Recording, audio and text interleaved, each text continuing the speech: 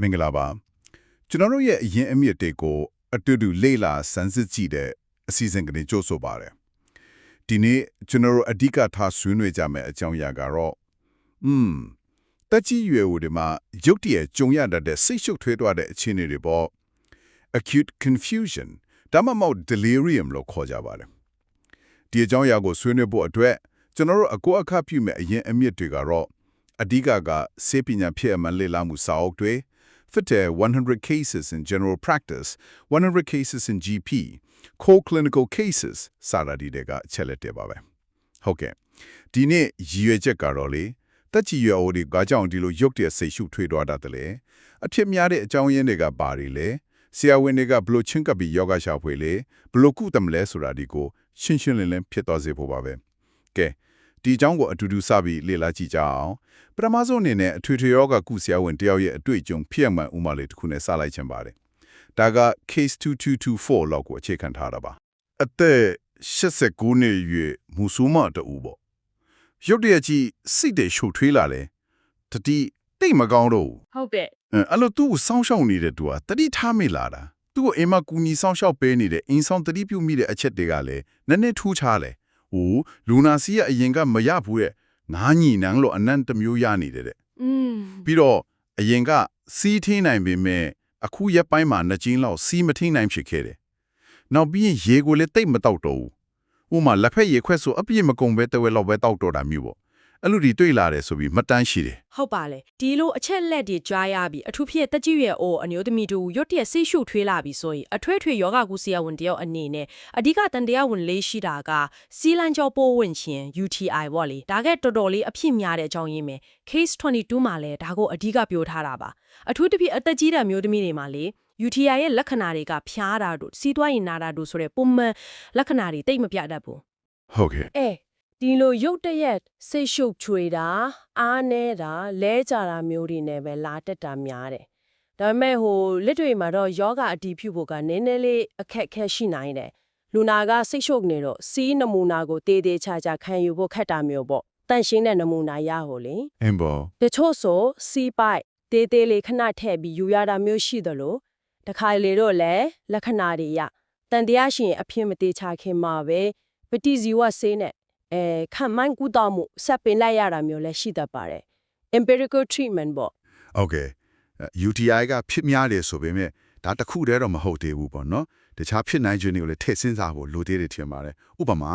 နောက်ထပ်အလားတူဖြစ်ရတစ်ခုကိုဆက်ကြည့်အောင်ဒါကလည်းအသက်89နှစ်အရွယ်မဆိုးမတူပဲအရင် case နဲ့နည်းနည်းဆင်တယ်လို့ပဲဒါလည်းသူ့ရဲ့လက္ခဏာကရုတ်တရက်စိတ်ရှုပ်ထွေးသွားတာအပြင်စကားမပြောနိုင်တော့တာမတ်တက်အရက်မရနိုင်တော့တာမျိုးပါဖြစ်သွားတာ။အော်ဟုတ်ကဲ့ဒီလူနာရဲ့နောက်ခံဂျမ်ရာရဲ့အခြေအနေကိုကြည့်ပြန်တော့လေစဉ်းစားစရာတွေရှိနေပြန်ရောသူကအရင်ကားတွေကစီးကြိုးအမျိုးအစားညှစ်ရှိတယ်အစားတောက်နဲ့ဆေးတောက်ပြီးထိန်းနေရတာမျက်စိကလည်းအသက်အရွယ်ကြောင့်အမြင်အာရုံတဖြည်းဖြည်းကျလာတယ် macular degeneration ဆိုတာရှိနေတယ်မညံ့လည်းအရင်လောက်မကောင်းတော့ဘူးလို့ဆိုတယ်အရေးကြီးတာကသူကမကြာခဏချော်လဲဘူးတယ်တခါဆိုတင်ပါဆုံရိုကျိုးသွားလို့ခွက်စိတ်ခဲ့ရပြီးတော်တော်လေးနာနာကျင်ကျင်နဲ့မှပြန်ကောင်းခဲ့တာမျိုးရှိတယ်မှန်ပါရဲ့ဒီလိုရိုးရဲစကားမပြောနိုင်မတက်မရက်နိုင်ဖြစ်သွားတဲ့လက္ခဏာတွေရဲ့သူ့မှာစီးကျိုးယောဂနောက်ခံရှိတာရဲ့ပေါင်းလိုက်ရင်ဆရာဝန်ကဦးနှောက်သွေးကြောဘက်ကိုစဉ်းစားပြီးအထူးသဖြင့်ယာယီဦးနှောက်သွေးကြောပိတ်တာ transient ischemic attack TIA လို့ခေါ်တဲ့အခြေအနေမျိုးဖြစ်နိုင်တယ်လို့သုံးသပ်မိမှာပဲTIA ဆိုတာကTIA ဆိုတာကဦးနှောက်ရဲ့တနေရာရာကိုသွေးစီးတာခဏလေးပြတ်တောက်သွားပြီးလေဖြတ်တယ်လို့လက္ခဏာတွေခဏပေါ်လာတာဒါပေမဲ့24နာရီအတွင်းမှာသူ့လိုပြန်ကောင်းပေါ်တဲ့အခြေအနေမျိုးပေါ့ TIA လို့တန်တရားရှိသည်ဆိုရင်ဒါကတော်တော်အရေးကြီးတဲ့အချက်ပြမှုပဲဘာလို့လဲဆိုတော့ TIA ဖြစ်ဖူးတဲ့သူတွေကနောက်ပိုင်းတကယ်လေဖြတ်တာ stroke ဖြစ်နိုင်ခြင်းများတယ်လေဟုတ်ကဲ့အဲ့ဒီတော့စနစ်တကျစစ်ဆေးဖို့ဥပမာဦးနှောက် CT scan ရိုက်ဖို့ဆေးရုံတင်တာမျိုးလုပ်တဲ့နေပေါ့ဒါပေမဲ့အဲ့ဒီ case မှာတော့လူနာကိုယ်တိုင်ကဆေးရုံလုံးဝမသွားချင်ဘူးအိမ်မှာပဲနေချင်တယ်ဆိုပြီးပြင်းပြင်းထန်ထန်ရင်းတယ်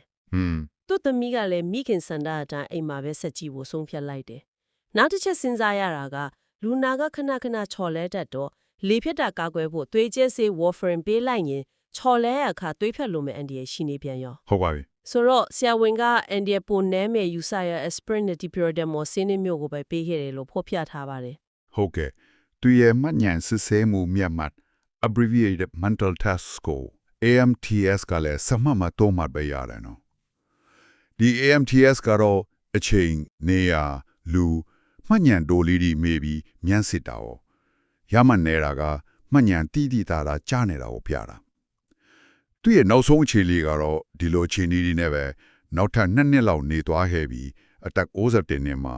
လေးဖြတ်ပြီးဆုံးသွားတယ်လို့ဆိုပါတယ်ကောင်းပါပြီဒီဖြစ်ရမှန် case study နှစ်ခုကိုကြည့်လိုက်ရင်ကျွန်တော်တို့ဘာကိုကောက်ချစ်ဆွဲမှန်းလဲဆိုတော့လေတက်ကြီးရွယ်ဦးတွေမှာ UTS ရှုပ်ထွေးတာကိုဖြစ်စေတဲ့အလွန်စင်များတဲ့အကြောင်းရင်းတွေထဲမှာခြေလမ်းကြောက်ပိုးဝင်တာ UTI ရေဓာတ်ခမ်းချောက်တာ dehydration ပြီးတော့ဦးနှောက်တွေးကြောပြဿနာကြီးဖြစ်တဲ့လေဖြတ်တာ stroke ဒါမှမဟုတ်ခိရရဲဦးတို့ဟာထိဆုံးကပါနေတယ်ဆိုတာပဲပေါ့ဒီလို UTS ဖြစ်လာတဲ့ဆေးရှုပ်ထွေးမှုတတိလေဟင်းမှုအခြေအနေကိုဆေးပညာအရ delirium လို့သုံးလုံးပါတယ်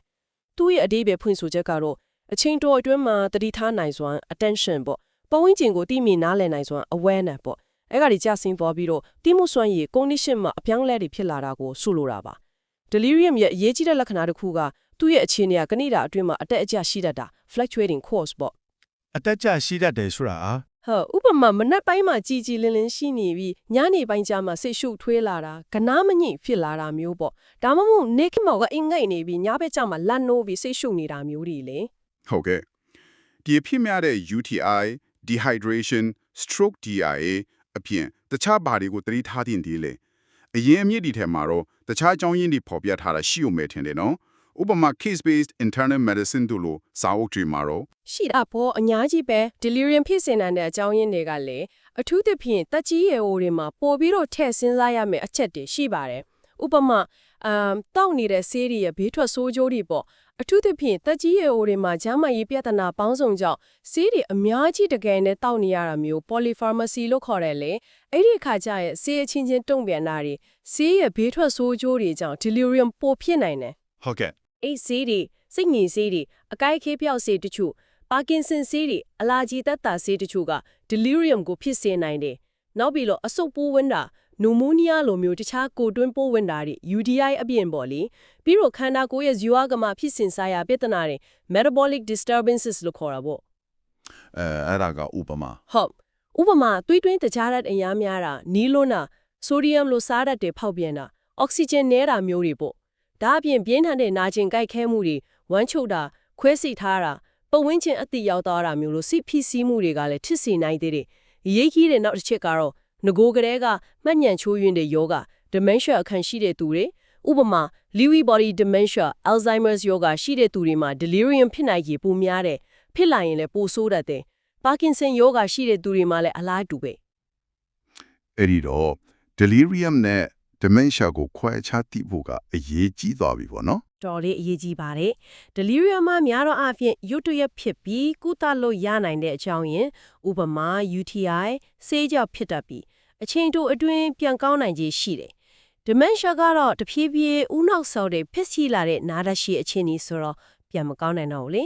တခါလေကျ dementia ရှိရလူနာက delirium ထက်ဆင့်ဖြစ်တာမျိုးလေရှိတတ်တော့ပိုပြီးရှုပ်ထွေးသွားနိုင်တာပေါ့ဟုတ်ပါပြီအကြောင်းရင်းတွေကဒီလောက်များပြီးရှုပ်ထွေးနိုင်တာဆိုတော့ဆရာဝန်နေနဲ့ဘယ်လိုစနစ်တကျချင်းကစစ်ဆေးကြတယ်လဲ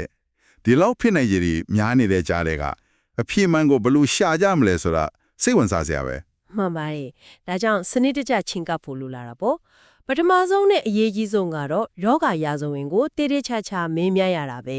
ဒါပေမဲ့လူနာကိုယ်တိုင်ကစိတ်ရှုပ်နေတော့သူစီကတိကျပြည့်စုံတဲ့အချက်လက်ရဖို့ခက်နိုင်တယ်လေဟုတ်ကဲ့အဲ့ဒီခါမှာမြေမောက်စုဝင်ဒီအနီးကပြုစုဆောင်ရှောက်နေသူတွေစီကနေတည်င်းဆက်လက်ရယူတာ collateral history ပေါ့အဲ့ဒါကအလွန်ရေးပါလာပါတယ်ယောဂလက္ခဏာဘယ်အချိန်ကစဖြစ်လဲဘလို့စဖြစ်တာလဲရုတ်တရက်လားတဖြည်းဖြည်းလားဒီနေ့တာအတွင်းအတက်အကျရှိလားတခြားလက္ခဏာတွေဖြားတာချုံဆိုးတာနားတာဝမ်းချုပ်တာရှိလားလူနာရဲ့အမူအကျင့်အိပ်စက်မှုအစားအသောက်ဖြောင်းလဲမှုတွေရှိလား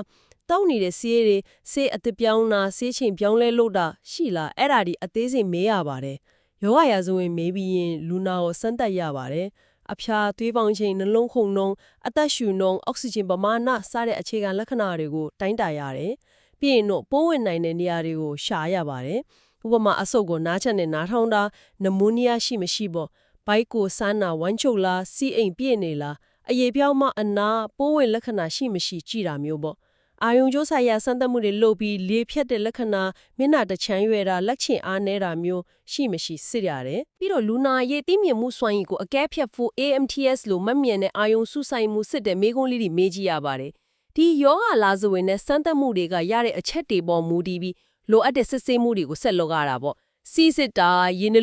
urinalysis and urine culture က UTA ရှိမရှိအရေးကြီးဆုံးပဲ ဟုတ်ကဲ့သွေးဆက်လိုက်ရင်သွေးအားနေတာပိုးဝင်မဝင် CRP white cell count သွေးရင်းစားရတဲ့ electrolytes ကြောက်ကအသေးလုံးကန်းဆောင်တာတွေကိုသိနိုင်တယ်လေဖက်တာတန်တရားရှိရင်တော့ဦးနောက် CT scan ဒါမှမဟုတ် MRI ရိုက်ဖို့လိုနိုင်တယ်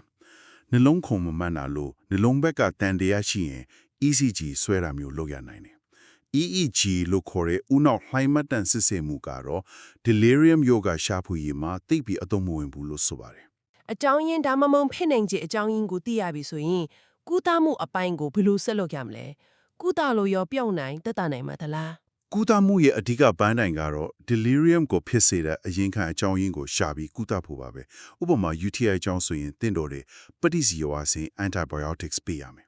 ရေဓာတ်ခန့်ချောင်းနေရင်သွေးကြောကနေအရေသွင်းတာ IV fluids ပေါ့ဒါမှမဟုတ်ပါဇက်ကနေအရေများများတောက်ခံရမယ် ဟုတ်ကဲ့လေခေတ်သား TIA ဆိုရင်အဲ့ဒီအတွက်တီးတန့်ကုသမှုတွေနောက်ထပ်မဖြစ်အောင်ကာကွယ်တဲ့ဆေးတွေစပေးရမယ်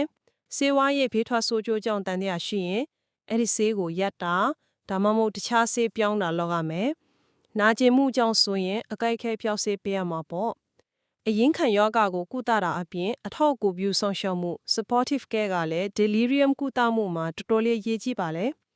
လူနာဘေးကလုံခြုံအောင်အထူးသဖြင့်ချော်လဲတာထိခိုက်ဒဏ်ရာရတာမျိုးမဖြစ်အောင်ယူဆရမှာပါအဲ့ဒါလေရေးကြည့်တာပဲ ဟုတ်ကဲ့ဆေးရုံမှာဆိုကုတင်ဘေးသားနေတက်ပေးလာလိုအပ်ရင်အနီးကပ်စောင့်ကြည့်တာမျိုးလုပ်ရနိုင်တယ်လူနာကိုတိစိုက်ပြီးတတ်သွန်းတတ်တာရှိတဲ့ပတ်ဝန်းကျင်မှာထားပေးဖို့လိုတယ်အလင်းအမောင်ကိုနေညမှန်အောင်ချိန်ပေးတာနားလည်လွယ်တဲ့စကားနဲ့ရှင်းပြတာအချိန်နေရာတွေကိုသတိပေးတာ orientation ပေါ့အဲ့လာတွေကအထောက်အကူဖြစ်စေတယ်ရေဓာတ်နဲ့အာဟာရလုံလောက်အောင်ခရူးဆိုင်ပေးရမယ်နောက်တစ်ခုကလူနာခနာမငိမ်ဖြစ်နေရင်စိတ်လှုပ်ရှားနေရင်ဒါမှမဟုတ်ရန်လိုတာမျိုးပြလာရင်အတင်းကျပ်ချုံနှောင်တာကိုတတ်နိုင်သလောက်ရှောင်ပြီးတင်းငိမ်ငိမ်နဲ့စိတ်ရှည်ရှည်ကင်တွေဖို့ကြိုးစားရပါမယ်လိုအပ်ရင်တော့စိတ်ငြိမ်ဆေးတွေကိုပမာဏနည်းနည်းနဲ့ခဏတာသုံးနိုင်ပေမဲ့ဒါတွေကိုတတိထားသုံးဆွဲဖို့လိုပြီးဘေးထွက်ဆိုးကျိုးတွေကိုစောင့်ကြည့်ရပါမယ်အရေးကြီးတာတစ်ခုက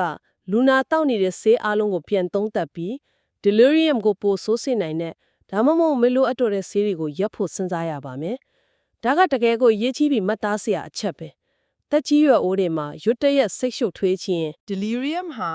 အသက်ကြီးလို့တတိမကောင်းတော့တာဆိုတာထက်ကုသလို့ရနိုင်တဲ့တီးကြောတဲ့အရင်ခံအကြောင်းရင်းတစ်ခုခုကြောင့်ဖြစ်လိရှိတယ်ဆိုတာပါပဲ ဟုတ်ပါတယ် UTI dehydration ဆေးဝါးပြဿနာပိုးဝင်တာရှာတပင်ပေါ့ဒါကြောင့်ဒီလိုအခြေအနေကြုံရရင်လေလူမရှိပဲဒါမှမအသက်ကြီးလို့ဖြူဖြစ်စင်ပဲလို့လွယ်လွယ်တမမပြစ်ပဲစနစ်တကျစစ်ဆေးမှုတွေလုပ်ပြီးရင်ခံအကြောင်းရင်းကိုရှာဖွေကုသဖို့အလွန်အရေးကြီးကြတယ်စောစောကုသနိုင်ရင်လူနာရဲ့အခြေအနေကိုတိတိတသားကောင်းမွန်စေနိုင်ပြီးနောက်ဆက်တွဲပြဿနာတွေကိုလည်းကာကွယ်နိုင်တာပေါ့ဟုတ်ပါတယ်အရင်ခံအကြောင်းရင်းကိုရှာပြီးကုသလို့ရတယ်ဆိုပေမဲ့လက်တွေ့မှာစိန်ခေါ်မှုတွေလည်းရှိနေတုံးပဲလို့ဆိုရမှာပဲနော်အစောပိုင်းက TIA case မှာလိုပဲကုသမှုမှာအန်တဲ့ချင်းဆိုင်ရတဲ့အခက်ခဲရရှိနေတုံးပဲဟုတ်ကဲ့တွေးချဲစေးလိုမျိုးတစ်ဖက်မှလိုအပ်နိုင်ပြီမဲ့ချော်လဲတန်တဲ့အခြေအနေကြောင့်နောက်ဆက်တွဲပြဿနာထင်မှာစိုးရတာမျိုးလေးရှိနိုင်တယ်ပြီးတော့လူနာဒါမှမဟုတ်မိသားစုရဲ့စံတာနဲ့စေးပညာရာအကောင်းဆုံးလုပ်တင်တာတွေကြားမှာညှိနှိုင်းရတာမျိုးတွေလူနာစီကယောဂရတော့ဝင်အတေးကြရဖို့ခက်တာစီးလိုနမူနာပစ္စည်းနဲ့စနစ်တကျရဖို့ခက်ခဲတာမျိုးတွေကလက်တွေ့မှာရင်ဆိုင်နေရတဲ့အခက်အခဲတွေဖြစ်နေစေပါပဲမှန်ပါရဲ့ကောင်းပါပြီဒီနေ့ကျွန်တော်တို့ဆွေးနွေးပေးကြတာတွေကိုအနစ်ချုပ်ပြန်ပြောရင်တော့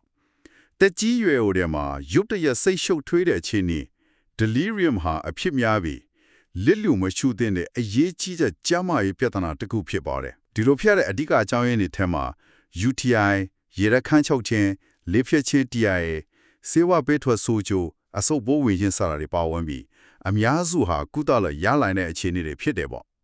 ဒါကြောင့်တက်ကြီးရွယ်ကိုတူဦးမှာရုတ်တရက်အမှုအချင်းပြောင်းလာတာစိတ်ရှုပ်ထွေးလာတာတတိမကောင်းသလိုဖြစ်လာတာမျိုးတတိဖြူမြင် အသက်ကြီးလို့ဆိုပြီးပေါ်ဆဆသမောမထပဲစိတ်ပညာရှင်တွေနဲ့တိုင်ပင်ပြီးစနစ်တကျစစ်စစ်အကယ်ဖြစ်မှုခံယူဖို့အလွန်အရေးကြီးတယ်ဆိုတာကိုအဓိကမတ်သားထားသင့်ပါတယ်ခင်ဗျ။ အတိအကျပါပဲဒီဆွေးနွေးမှုကနေနားဆင်သူတွေအတွက်စဉ်းစားစရာအတွေ့အကြုံထားခဲ့ခြင်းပါတယ်ကျွန်တော်တို့ပတ်ဝန်းကျင်မှာလည်းအထောက်ကန်သိမ့်မရဘဲနဲ့တဦးတည်းနေထိုင်နေရတဲ့တက်ကြီးရိုးတွေဒါမှမဟုတ်ပြုစုစောင့်ရှောက်မှုလိုအပ်တဲ့လောက်မရဘဲအကန့်အသတ်နဲ့နေနေရတဲ့တက်ကြီးရိုးတွေအများကြီးရှိနေပါတယ်သူတို့တွေမှာဒီလို delirium ရဲ့ကနဦးလက္ခဏာတွေတတိထားမိတဲ့ပြောင်းလဲလေးတွေကိုဘသူကစောစောစီးစီးတတိပြုမိနိုင်မလဲဒီလိုတတိပြုမိရင်ဘသူကိုအချိန်မီသတင်းပို့နိုင်မလဲလိုအပ်တဲ့စီးဝါးကူတာမှုနဲ့စောင့်ရှောက်မှုတွေကိုအလင်းအမြန်ပေးနိုင်မှုအတွက်ကျွန်တော်တို့ရဲ့လူမှုအတိုင်းဝိုင်းမိသားစုဝင်တွေအိမ်နီးနားချင်းတွေနဲ့ကျမ်းမာရေးစောင့်ရှောက်မှုစနစ်တွေကဘလို့ပိုပြီးထိထိရောက်ရောက်ပူးပေါင်းဆောင်ရွက်နိုင်မလဲဘလို့အစီအမံတွေနဲ့ပံ့ပိုးကူညီပေးနိုင်မလဲဆိုတာကိုကျွန်တော်တို့အားလုံးအလေးနဲ့ထားစဉ်းစားသင့်တဲ့မေးခွန်းတစ်ခုဖြစ်ပါတယ်ရှင်ဒီနေ့ကျွန်တော်တို့ရဲ့တက်ကြီးရွယ်ဦးများတဲ့စိတ်ရှုပ်ထွေးခြင်းဆိုင်ရာဆွေးနွေးမှုကိုအချိန်ပေးပြီးနားဆင်ပေးခဲ့ကြတဲ့အားလုံးကိုကျေးဇူးတင်ပါတယ်နောက်ထပ်စိတ်ဝင်စားစရာအကြောင်းအရာတွေအရေးမြစ်တွေနဲ့အတူကျွန်တော်တို့ပြန်လည်ဆုံတွေ့ကြပါဦးမယ်